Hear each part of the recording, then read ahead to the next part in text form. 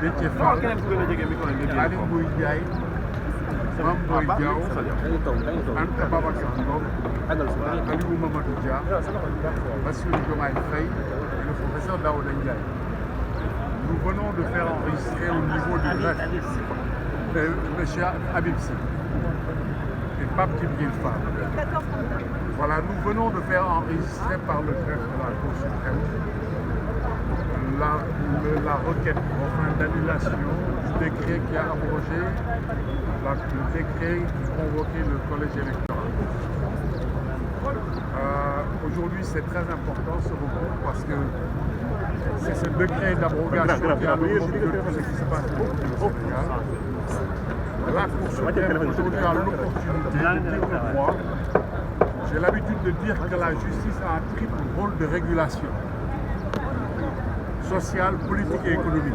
En général, quand il y a un cas, souvent ça relève du social ou de l'économie ou du politique.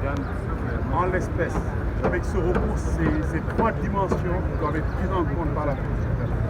Parce que vous devez être tous conscients que ce qui se joue, ce sont des considérations d'ordre politique, social et économique pour le pays. Et nous espérons que la Cour suprême saura dire le droit, jouer son rôle et permettre à notre société de sortir de ces difficultés consécutives à l'éviction de ce décret scélérat par le président Macky Sall. Le président Macky Sall avait pris un décret qui convoque le corps électoral et qui déclenchait tout le processus électoral. Par l'effet du décret d'abrogation, il a arrêté tout le processus électoral, bloqué tout le processus électoral. C'est pour ça qu'aujourd'hui, il est absolument essentiel que nous obtenions l'annulation de ce décret qui a abrogé le décret qui a convoqué le corps électoral.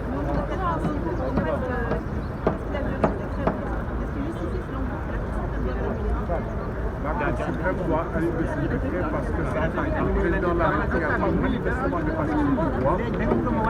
Et les conséquences de ce décret sont extrêmement importantes parce que c'est à la suite de ce décret qui annule le décret convoquant le corps électoral que le processus a été arrêté.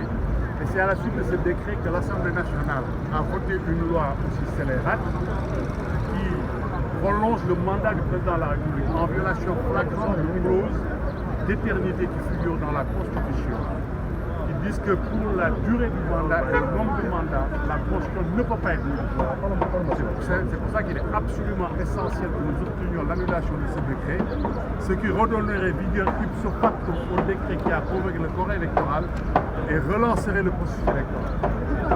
Et à la suite de ça, c'est très important ce que j'ajoute, pour que tenir compte des délais d'urgence, tenir compte de l'urgence, nous allons déposer lundi un recours pour obtenir la suspension des effets du décret en attendant que la Cour suprême statue sur notre recours. Combien de temps il faut à la Cour suprême pour statuer? Il n'y a pas de délai précis, mais en tout cas, l'utilisation de cette procédure d'urgence est fondée par le fait qu'il y a urgence, parce qu'il y a deux conditions pour que la Cour suprême fasse droit à la requête pour faire de suspension des effets du décret.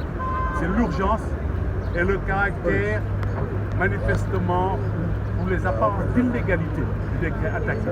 Donc les deux conditions sont manifestement remplies et nous espérons que sur la base de du recours qu'on va déposer pour la suspension des effets du décret, la Cour suprême nous suivra et rendra rapidement une ordonnance qui fera en sorte que les effets du décret sont suspendus le temps que la Cour suprême statue sur le fond de notre recours en annulation. Est-ce que votre corps a de bonnes chances d'aboutir?